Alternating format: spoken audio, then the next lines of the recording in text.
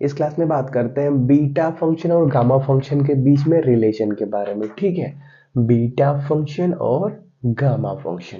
तो देखो हम क्या करते हैं, इसको प्रूफ करने के लिए कि बीटा फंक्शन कितने गामा के बराबर होता है, कुछ पहले इंपॉर्टेंट रिजल्ट देख लेते हैं। ठीक है, जैसे देखो हम क्या जानते हैं कि कहीं पे अगर गामा एन लिखा हुआ है तो उसको क्या लिख सकते हैं, इंटीग्रल 0 to ∞ e के पावर माइनस यक्स यक्स के power n minus one d x लिख सकते हैं। ठीक है, तो हम करते क्या है, कुछ ट्रांसफॉर्मेशन देख लेते हैं। मतलब क्या, अगर हम x की जगह कुछ अलग अलग टर्म रख लेते हैं तो गामा n कितने के बराबर आता है, ये बात रख लेते हैं। ठीक है, तो पहले बात कर लेते हैं सम ट्रांसफॉर्मेशन, जिसका यूज हम बीटा फंक्शन को गामा फंक्शन के बराबर करने में यूज करेंगे। ठीक है, some transformations of gamma function, transformations of gamma function. ठीक है, तो पहले स्टार्ट हम यहाँ से करते हैं, इसी से स्टार्ट करते हैं कि गामा यानी इतने के बराबर होता है। पहले क्या करते हैं हम, अगर हम इसके अंदर पहले हम क्या लिखते हैं, we know that gamma n is equal to e के पावर माइनस यक्स यक्स के power n minus one d x होता है। और यहाँ पे अगर हम क्या करें, यक्स की जगह पे ए वाई पुट कर दें तो देखते हैं क्या बनता है। ए कांस्टेंट है, वाई कोई दूसरा वेरिएबल है। ठीक है, तो एक वेरिएबल को दूसरे के अंदर चेंज किया तो लिमिट भी चेंज करना पड़ेगा। तो क्या करते हैं, पहले इसको x के रिस्पेक्ट में डिफरेंशिएट करते हैं, तो डी एक्स अपन डी एक्स वन आ गया। ए कांस्टेंट, y का differentiation d y by d x को यहाँ मल्टीप्लाई कर दिया। ठीक है, और फिर क्या, लिमिट बदलते हैं, तो x का वैल्यू जब जीरो रहेगा तो y भी जीरो आएगा, और x का वैल्यू जब इन्फिनिटी रहेगा तो y भी इन्फिनिटी आएगा। मतलब यहाँ पे फर्क नहीं पड़ने वाला है। तो गामा एन कितने के बराबर हो जाने वाला है, गामा एन आपका इंटीग्रल 0 से इन्फिनिटी ई के पावर माइनस यक्स की जगह पे ए वाई, तो माइनस का ए वाई हो गया। और फिर क्या, यक्स की पावर सॉरी यक्स की जगह पे क्या रखना है, ए वाई रखना है, उसके पावर में एन माइनस वन, और डी एक्स की जगह पे ना ना यहाँ पे डी एक्स है ना, डी एक्स की जगह पे ए डी वाई। ठीक है, थोड़ा सा इसको सिंप्लीफाई करते हैं, 0 से इन्फिनिटी ई के पावर माइनस के ए वाई, साथ में है ना, इसको ऐसे रहने दो, इसको अलग अलग कर लो, ए के power n minus one y के power n minus one a के power one d y, base same power add, तो ए के पावर वन यहाँ पे ऐड हो जाएगा, तो प्लस माइनस कैंसिल, मतलब ए के पावर एन बचने वाला है। अब हमने पहले ही बोल दिया ए कांस्टेंट है तो ए बाहर हो सकता है, हाँ बाहर हो सकता है। तो gamma n is equal to a के power n integral 0 to infinity e के power minus a y y के power n minus one d y. ठीक है, कि हम गामा एन को इतने के बराबर लिख सकते हैं। आप क्या करो, ये पहला रिजल्ट है, इसको नोट करो। ठीक है, gamma n is equal to एक सेकेंड चल रहा है। ठीक है, चलो ठीक है, gamma n is equal to a के पावर एन इंटीग्रल 0 से इन्फिनिटी ई के power minus a y y के power n minus one d y के बराबर होता है। ठीक है, इसको नोट करो, हो गया। चलो अब क्या करते हैं, यक्स की जगह पे लॉग वाले टर्म रखते हैं। ठीक है, अभी तो क्या किया, एक सिंपल सा इसको नोट किया। चलो आगे बढ़ते हैं, अब क्या करते हैं, यक्स इज इक्वल टू लॉग वाले टर्म रखते हैं। ठीक है, जैसे देखो हम क्या करते हैं, इसी गामा एन के अंदर यक्स की जगह पे लॉग वन अपान वाई रख देते हैं। ठीक है, तो देखते हैं क्या बनता है गामा फंक्शन। तो देखो एक वेरिएबल को दूसरे के अंदर चेंज किया तो पहले डिफरेंशिएट करके लिमिट को भी चेंज कर लो। तो पहले एक्स के रिस्पेक्ट में डिफरेंशिएट करते हैं, डी एक्स अपन डी एक्स वन, पहले क्या करते हैं, इसको थोड़ा सा सिंप्लीफाई कर लेते हैं ना। तो देखो यार, वन अपन वाई कितने के बराबर होगा, ई के पावर एक्स के बराबर होगा। अगर वाई को ऊपर भेजते हैं तो ई नीचे आएगा, मतलब वन अपन ई के पावर एक्स बनने वाला है।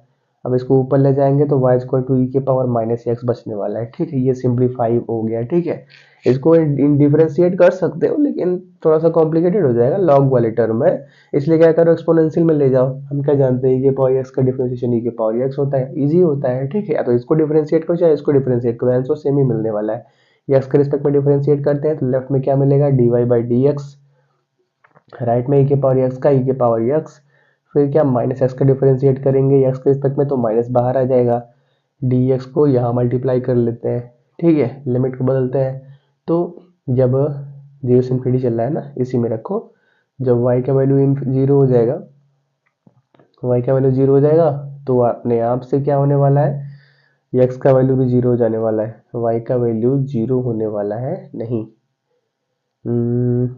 ये पावर समथिंग में है ना, यहाँ पे रखते हैं। सॉरी सॉरी सॉरी, पहले x के टर्म में था ना, तो हम x का वैल्यू रखेंगे ना, y का वैल्यू निकालेंगे। हमने 1/y के अंदर कन्वर्ट किया, x equal to log 1/y के अंदर कन्वर्ट किया, तो x is equal to put करेंगे ना। तो x की जगह पहले क्या रखना है, जीरो रखना है और इन्फिनिटी रखना है। तो x का वैल्यू जब जीरो होगा, e के पावर माइनस जीरो मतलब e के पावर जीरो, ये तो e के पावर जीरो 1, तो y क्या 1 के बराबर होगा। और x का वैल्यू इन्फिनिटी होगा, तो e के पावर माइनस इन्फिनिटी मतलब क्या, e के पावर इन्फिनिटी, e के पावर माइनस इन्फिनिटी मतलब 1 अपान e के पावर इन्फिनिटी, e के पावर इन्फिनिटी मतलब इन्फिनिटी, 1 अपान इन्फिनिटी कितना होता है, जीरो होता है। तो x इन्फिनिटी, तो y जीरो हो जाने वाला है, तो लिमिट भी चेंज हो गया, बस क्या करो पुट कर लो। तो गामा n कितने के बराबर, इंटीग्रल कहाँ से 1 से 0, अब क्या e के power minus x d x, e के power minus x d x का वैल्यू कितने के बराबर, माइनस को इधर मल्टीप्लाई कर दो, माइनस के डी वाई के बराबर। और फिर क्या बचा, यक्स, ये वाला टर्म बचा, यक्स की जगह पे क्या रखना है, लॉग 1 अपन वाई के पावर एन माइनस वन। ठीक है, हम क्या जानते हैं, integral a to b f x d x कितने के बराबर होता है, integral b to a f x d x के बराबर होता है विथ एक्स्ट्रा निगेटिव साइन। तो अगर हम क्या करते हैं, लिमिट को बदल देते हैं तो एक्स्ट्रा निगेटिव साइन आता है, तो इसका लिमिट बदल देंगे तो एक्स्ट्रा निगेटिव आएगा जो इस माइनस को कैंसिल कर देगा। तो gamma n is equal to integral 0 to 1 log 1 upon y के power n minus one d y. ठीक है, ये दूसरा रिजल्ट हो गया। ठीक है, आप क्या करो, इसको भी नोट करो कि गामा एन कितने के बराबर होता है, integral 0 to 1 log 1 by y के power n minus one d y के बराबर होता है। ठीक है, चलो इसको भी नोट करो, हो गया।